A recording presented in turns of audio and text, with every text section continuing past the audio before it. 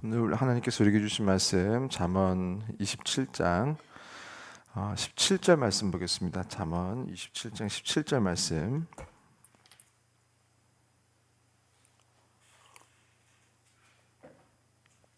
잠언 27장 17절 말씀. 우리 다 같이 우리 한 목소리로 읽겠습니다.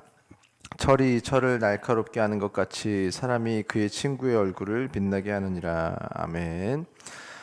오늘 말씀 17절은 지금 15절에서부터 지금 이어지는 말씀을 읽어야 됩니다. 어제 15절 16절 했었는데 다투는 여자에 대한 부분, 그래서 어제 사회적이고 경제적이고 좀 역사적인 상황 안에서 지금 이것이 그렇게 어떤 뭐 좀 성차별적인 그런 부분으로 이렇게 그렇게 읽지 않아도 된다, 않아야 되는 부분이다, 이런 부분을 좀 길게 말씀을 드렸었고, 그리고 다투는 여자들에 대한 부분은 남편들이 집안에서 제어나 뭐 통제하는 것이 쉽지 않다. 그리고 이제 반대 경우는 조금 더 좀 나은 경우들이 있지만, 지금 일단 다투는 여자에 대한 집 안에서 지금 일반적인 어떤 여성이 문제다라는 게 아니라 남자와 여자가 결혼을 했을 때 그 집 안에서 일어나는 경우에 대해서 이제 얘기를 하고 있다고 했습니다. 그 연장선에서 이제 17절을 읽는 건데, 그러면은 그 집안에서 그렇게 다투는 여자, 이렇게 다투는 성향의 여자, 자꾸 이렇게 좀 악하고 하나님 말씀이 없고 하나님의 지혜랑 떨어져 있어가지고 막 이렇게 집안에서 어렵게 하는 그런 사람에 대해서, 그럼 남자들은 그런 이제 희망이 없는가? 뭐 어제 이렇게 말씀드리고 이제 마쳤는데, 그 돌이킬 방법, 회복할 방법이 있습니다. 그게 뭐냐면 17절, 철이 철을 날카롭게 하는 것처럼 사람이 그의 친구의 얼굴을 빛나게 한다. 제가 이 주석을 이제 몇 가지 보면서 모르겠어요. 좀 이 17절 철이 철을 날카롭게 하는 것에 대해서 너무너무 사실은 긍정적인 말씀으로 쓰인 게 확실한데, 이제 여기에 대해서 간혹 긍정적으로 쓰지 않은 이제 그런 주석들도 있긴 한데, 그 역사적인 상황 안에서 이 철이 그 당시에 어떤 의미였는지를 사실 안다면 이것은 분명하게 칭찬하고 긍정을 지금 하고 있는 말씀이 분명합니다. 뭐 물론 철이 철을 날카롭게 하는 것 같이라고 한 것처럼 주기법을 썼을 때 하고 싶은 말은 그 뒤니까, 사람이 그의 친구의 얼굴을 빛나게 한다라는 표현을 봤을 때 더더욱이 사실 긍정적인 표현으로 해석하는 것이 옳습니다. 당시 이게 철이 문화적으로 철이 어떤 위치였는지만 봐도 사실은 확실해요. 대부분 이제 그 당시는 칼이나 가위처럼 이렇게 사실 무기류 이렇게 날카로운 것들이 이게 쓰이는 데에 철이 많이 쓰였어요. 지금으로부터 3,000년 전에 이제 잠언이 쓰였다는 것을 감안했을 때, 근데 시대적으로 이제 그리스와 고대 이제 중동 지역에서 청동기 시대가 무지 기원전 한 14, 15세기, 그러니까 1500년 정도 앞뒤, 그리고 철기 시대가 한 기원전 1200년 정도 이제 앞뒤로 이제 그렇게 시작이 됐다는 것을 봤을 때는 지금 한참 이런 철기 시대의 어떤 영향력 안에 들어왔었을 때입니다. 이 시대가. 그렇다면 그때 당시 그러면 철이 모든 생활 전반에 쓰임을 받을 정도로 그렇게 철을 제조하는 데에 아주 익숙한 시대는 아니었고, 이게 철들을 이제 찾아내서 이거를 제조해서 양산을 해서 쓴 곳은 거의 대부분 이제 칼이나 창이나 뭐 방패 뭐 이런 무기류들에 집중해서 쓰이던 시대였습니다. 그래서 철은요 아주 귀한 거였어요. 그리고 이 철이 이게 이제 제조가 되면 거의 무기류로 쓰이는데, 이것이 날카롭고 날카로울수록 잘 날카롭게 이게 다듬어질수록 사실은 아주 고급 무기가 됐었고, 청동이랑 다르게 한번 이렇게 칼끼리 부딪히면은 찌그러져 버려서 못 쓰는 그런 무기가 아니라, 철은 이제 계속해서 쓸 수 있는 아주 단단한 무기, 그리고 날카로움이 오래 유지될 수 있는 무기, 그래서 철이 귀했던 거거든요. 그렇다라면은 이제 잠언이 쓰여진 시대상을 반영을 했을 때 철이 철을 날카롭게 한다라는 거냐, 아주 긍정적인 의미가 확실합니다. 철이 철로서 가장 이제 가치 있게 쓸 수 있는 상태가 되도록 만들어 주는 것이다 라는 의미에서 그 철을 날카롭게 하는 거였거든요. 그러니까 철이 철을 통해서 날카롭게 하는 것은 정말 이 철을 발견한 사람에게 있어서 이 철이 가장 가치 있고 가장 귀하게 쓰임 받을 수 있는 상태가 되게 해준다, 이런 의미를 담고 어떤 문화 속에서, 철기 시대 문화 속에서 이 철을 좀 해석한다면은, 지금 사람이 그의 친구의 얼굴을 빛나게 하는 것도 지금 이런 관점에서 이해할 수 있습니다. 그리고 제가 또 하나 아쉬운 거는 왜 여기에서 지금 친구의 얼굴이라고 이렇게 지금 번역이 됐는지 조금 아쉬운데, 이제 영어로 보면은 그래요. So one man sharpens another 이렇게 했단 말이에요. 그러면 사실은 제가 히브리어로 봤을 때도 꼭 친구로 이렇게 해석이 되는 부분, 친구로 이렇게 해석을 해버리면요, 지금 이제 연장선에서 아내에 대한 부분을 말하는 것에 있어서 좀 오해가 생길 수가 있어요. 완전히 지금 다른 말씀처럼. 근데 지금 이 17절뿐만이 아니라 18, 19, 20절 계속 이 아내에 대한 부분이 이제 계속 연장선에서 나오고 있는데, 여기서 굳이 one another 이렇게 다른 사람, 다른 이라고 표현했는데 이걸 친구라고 해석할 필요가 있었을까 오해가 될 수 있는데, 그래서 그냥 누군가 뭐 사람다의 사람 뭐 이렇게만 번역했어도 조금 더 부드럽지 않았을까 그런 생각은 해요. 그래서 새 번역이나 어떤 현대인의 성경은 또 조금 더 부드럽게 번역을 했습니다. 철이 있는데 잘 다듬어지지 않은 철이 있는 거예요, 집안에. 근데 무딘 철이고 날카롭지 않은 철이어서 현재는 전쟁에 가져가기가 좀 애매한, 그래서 현재는 아주 가치가 있게 다듬어지지 않은, 그런 제조가 잘 되지 않은, 당장은 크게 쓸모가 없어 보이고 도움이 안 되고 오히려 짐만 되는 것 같은, 그래서 그 당시 역사적인 상황 속에서 그렇게 다투는 여자들이면 집안에서 이게 버려지기가 일쑤였던 그런 상황들을 어제 말씀드렸었는데, 왜냐하면 짐이라고 느꼈을 테니까요. 이게 너무 안 다듬어진 이 철. 그래서 이건 쓰기가 어렵고 불편하고 앞으로도 힘들겠다. 이제 짐만 된다. 그럼 이제 버리는 거죠. 그 당시 상황에서는. 그런데 그 철을 누군가가 날카롭게 될 수 있도록, 예리하게 변할 수 있도록, 아주 가치 있게 변할 수 있도록 누군가 도운 거예요. 그래서 하나님의 눈에, 지금 이 잠언은 하나님의 눈에 대한 평가니까 하나님의 눈이 어떻게 보았는가? 아주 가치 있어졌고 그 철이 아주 아름다워졌고 아주 필요하고 아주 능력 있는 그런 귀한 철이 되도록 할 수 있다. 그걸 누가 했을까요? 이거를 성경에 보면 하나님이 하셨다고 나오지 않고, 그 철을 아주 좋은 철, 날카로운 무기로 쓰일 수 있는 아주 좋은 철이 되게 한 것은 철이래요. 하나님이 아니라.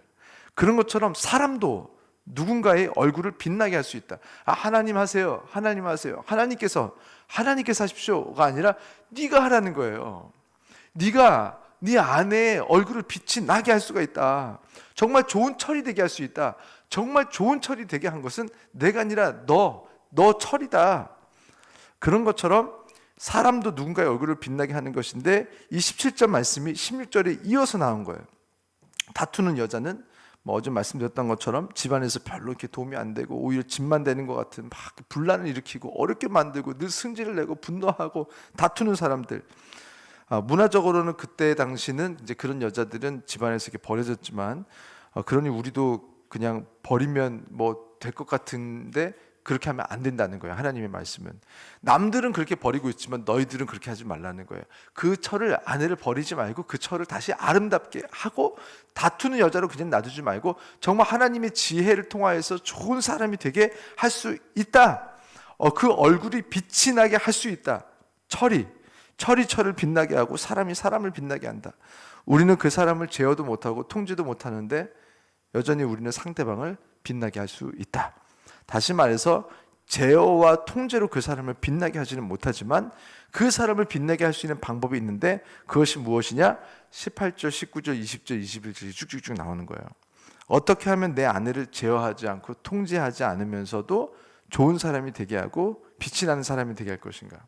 그래서 이제 18절부터 쭉 계속 나오는데 오늘 18절만 아마 하면 시간이 맞을 것 같아요. 18절에 보면은 이렇게 나옵니다. 우리 한 목소리로 우리 18절 함께 읽겠습니다. 무화과 나무를 지키는 자는 그 과실을 먹고 자기 주인에게 시중드는 자는 영화를 얻느니라. 아멘. 그러니까 잠언도 말씀이 사실은 이제 굉장히 시적인 부분이 많다 보니까 뭐 같이 한 절도 이 직유법이나 은유나 어떤 대유법 이런 것들이 빠진 데가 없어요. 그 당시 굉장히 고급 기술이었죠. 이런 비유를 통해서 뭔가 설명하는 거.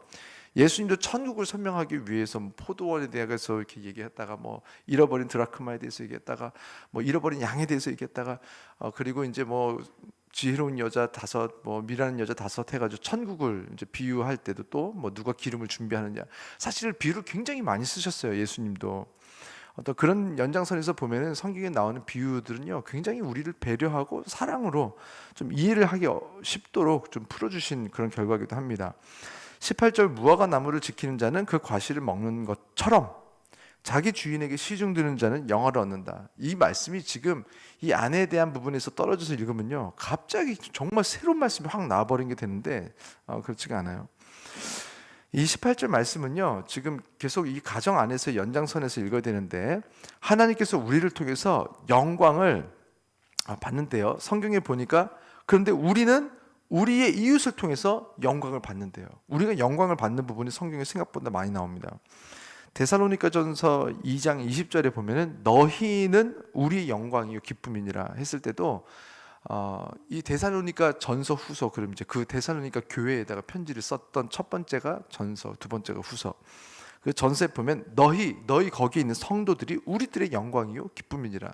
데살로니가에 복음을 전한 그 우리들에게 있어서 영광이다. 근데 나아가 아내가 어떠하냐에 따라서 남편들은 아내를 통하여 영광을 경험한대요. 고린도전서 11장 7절에 보면 말씀이 이렇게 있어요. 남자는 하나님의 형상과 영광이니 그 머리를 마땅히 가리지 않거니와 여자는 남자의 영광이니라, 이렇게 나와요. 아내가 참 좋은 여자가 되면 그 남편들은 그 아내로 인해서 이렇게 영광을 받는데요. 자, 그렇다면 18절 봤을 때 그 과실을 먹고 자기 주인에게 시중드는 자는 영화를 얻느니라. 이건 뭐냐면 지금 집안에서 일어나는 일의 연장선에서 봐야 되는데, 우리가 우리들의 주인이신 하나님께 시중이라는 표현도 조금 아쉬워요. 이게 영어 성경에 보면은 He who looks after his master 이렇게 나오거든요. 그 주인을 look after 하면 돌아본다, 잘 살핀다, 이렇게 사랑으로 이렇게 잘 이렇게 그 마음을 잘 들여다본다, 센스 있게 잘 돌아보는 이런 것들을 이제 look after인데, 이거를 이제 시중이라는 표현을 써가지고 굉장히 이렇게 종처럼 이렇게 만들었는데 정말 종스럽게, 사실은 너무 그렇게 해석하지 않아도 되는 구절이긴 해요. 그 사람은 영화를 얻는다, 영광을 얻는다, 이 얘기가 갑자기 나온 게 아니에요. 남편들이 영화와 영광이 되는 그런 좋은 아내를 얻기를 원한다면 일단 우리들의 주인이신 하나님을 잘 살피고 하나님의 눈을 잘 돌아보고 하나님은 잘 look after 한다는 거예요. 하나님의 눈이 어디에 가 있나, 하나님의 마음이 어디에 가 있나, 하나님의 기쁨이 지금 어디에 가 있나, 하나님의 슬픔과 아픔은 어디에 가 있나, 하나님은 무엇을 기뻐하시고 무엇을 미워하시는가, 그것을 잘 살피는 남편이 되면 영화를 얻는다. 무화과 나무를 지키는 자는 그 과실을 얻는다.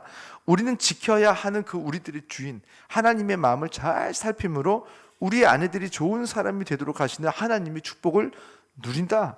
내 아내를 변화시키시는 하나님의 축복을 누린다. 누가? 남편이. 그래서 아내들은 통제와 제어로 좋은 여자가 되지 못한다. 그러나 하나님께서 아내들이 좋은 사람이 되도록 하시는 길을 열어주셨는데, 오늘 첫 번째로 오늘 읽은 이 18절 말씀에서는 하나님의 마음을 잘 살피는 남편이 되는 것. 그래서 하나님의 마음의 기쁨과 슬픔이 어디 있는지 공감하기 시작하면 그때부터 내가 내 아내를 어떻게 도울지를 알게 된다는 거예요. 그래서 지금 하나님의 마음을 가지고 일단 아내를 보는 것에서부터 내 아내가 빛이 나게 하고 정말 예리한 그런 철이 되게 할 수 있는 시작이 일어난다는 것입니다.